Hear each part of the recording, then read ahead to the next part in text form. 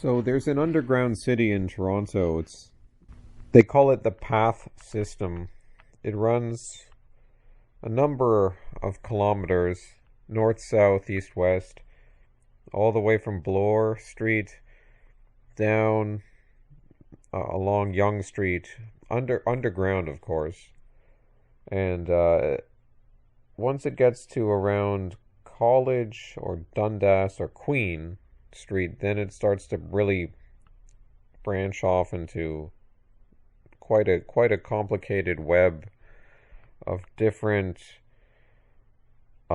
like subterranean food courts and like the whole length of the path system. There's shops and just tunnels and like yeah, like like advertising and sort of weird art stuff and just mirrors and tiles and there's parking garages and anyways, I've been through this place like years ago. It was always very, unappealing to me, but sometimes, I soaked it in when there'd be lots of people down there. The reason I'm talking about this underground city in Toronto is because today I went into it with two other guys. This was around 3:30, 3:25 p.m. And we ended up exploring as much of the path system as we could. We were trying to see how far south we could get without, being stopped. So we went in there and it was a surreal experience because it was just completely dead. And I mean, there were some stores open, but you couldn't really go inside the stores. There were some Chinese women who had tailor shops that were still open, and they didn't care that. By the way, we weren't wearing masks, of course, so we were still able to get in. But there's a skeleton staff of like security guards and cleaners and stuff. But the path system itself, it has no, because it's just a series of overlapping like domains of like there might be a big establishment like a hotel, like the Hilton Hotel or the Sheraton, or and they have their own section underneath in the path system, but there's no one really. I mean, the city technically will, take care of but who's really responsible for the whole path system? It's very complicated. I mean, there probably is an authority, but like there's just so much because it sort of grew over time with all these different additions, and there's different parking garages, there's different ways to get through. There's the official map, and then there's other ways to get through which may not be on the map. And unsurprisingly, we were bottlenecked, and there were a few chokeholds where they had locked doors in crucial arteries, which was preventing us from going further south. But we still did get to explore quite a lot of it. At one point, we went down this random stairwell, like 6 levels down, and like I knew we were just like walking down like into a parking garage, but like all the levels of the parking garage were like 6 levels down into the earth, and it was just completely empty. And then when you go out inside the parking garage and there's music playing, and I'm like, what the hell? There's music playing in this parking garage from like a PA system. And we're walking through and it's just and the other thing is there's so many series of doors that we're passing through here. It was good that there were three of us because one person could hold a door just in case. You never know if you never want to like go in some random place and then the door closes behind you and then you can't come back the way you entered. So you don't want that to happen. But luckily that wouldn't have happened anyway.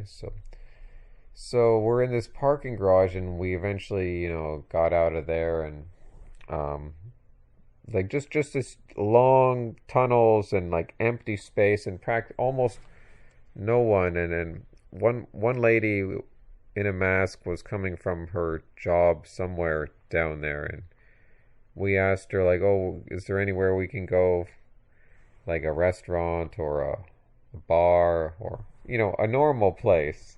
And she was friendly and talkative. She was wearing a mask, of course, but she didn't mind that we weren't wearing masks, and she was like, oh, like very helpful, almost too helpful, and giving us directions. But the thing is, like when we asked her about the like, oh, is there any place where we can sit down to eat or do? And she was like, are you from Toronto? My friend was like, yeah, we are, but we want to do the normal thing. We want to live a normal life, and it just went right over her head, like, or maybe not. I don't know, but I think that just went in one ear and out the other. So it's just a different world, and we're all thinking to ourselves, like, we're looking up at these big buildings, these because down here, the skyscrapers, right? The path system does not exist. It exists specifically for like these because these big skyscrapers with all their lunch break crowds and but a lot of other traffic that would probably might come in on weekends and other times, but it was mainly these office workers and so supporting all of this infrastructure underneath. But now that all these buildings are largely empty, because we're looking up at the buildings from street level, and like a lot of the lights, most of the lights aren't on. So these people are working from home, or they're doing whatever. Or they've been laid off or furloughed or whatever. But so there's no one there, and who knows that when they come back, will it be in the same levels?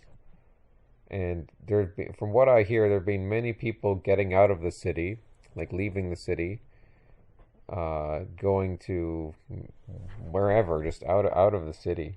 Like, so this is probably going to affect property values and rent. And it's not entirely a bad thing that people are leaving the city. I mean, that's a good thing because this city is overpopulated. But still, they are building condos incessantly. The condo boom is still completely continuing. It's just totally sad how they shut down so much small businesses and then these big corporations just continue building their condos. And I'm even thinking to myself, like, who's going to live in these condos now? I mean, I guess they will find immigrants to live in them, but I'm starting to wonder, like, well, like, what are the immigrants? Are they going to be the same immigrants that are building the condos? Are they going to live in them and then build more condos? Like, it doesn't make sense. Like, you can't have this process. I mean, I guess they just want to, like, there's a Chinese investment. They want to park their wealth somewhere so they don't even occupy it. There's that factor going on. So I don't really know what the truth of the situation is, but I can tell you the construction industry is still booming despite all of this stuff, and yeah, it was just a surreal experience seeing this uphand, and like they didn't even try to stop us from going into this underground city in most areas. Like I said, we did eventually get stopped by locked doors, but they're just like the average person in Toronto spooks so easily that they're just never going to go down there, and so the authorities don't even have to, try and stop you. There's no security guards patrolling down there to like try and stop. I mean, there probably are. There was one guy that asked us to wear a mask, and we just said, "Oh, we have a medical exemption," and he didn't care. He just like, "Oh, whatever." So there are some, but we barely ran into any, and because like most people in the city spook so easily. They spook when they see a little cloud in the sky, or a little rain, a little change in the weather. They spook.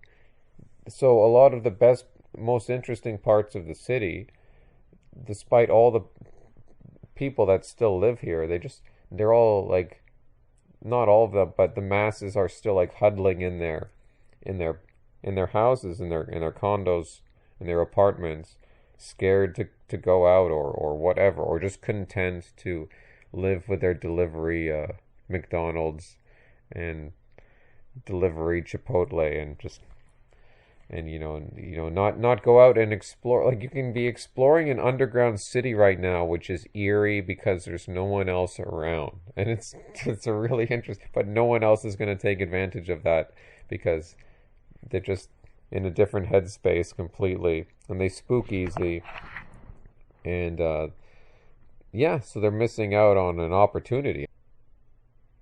Yeah, in this underground city, we found there was a Bitcoin vendor machine where it was like an automatic kind of similar to a freestanding ATM sort of machine, but it had the Bitcoin logo on it, and it was like telling you the current value of Bitcoin, and it was crazy. You could buy up to like $10,000 of Bitcoin on this machine there. But and then we saw there was another vending machine for masks, like different kinds of masks and stuff like that, like hand sanitizer, and we were just like, oh, this is so awful. And we're passing through like yet another food court, just completely empty, and everything is scrubbed squeaky clean. Like everything is so smooth and clean and well lit. Just the light, just like the bright light everywhere, and this complete emptiness, and these TV screens playing CP24. CP24 is one of my signs where I have like the cross through CP24 because I hate that media channel.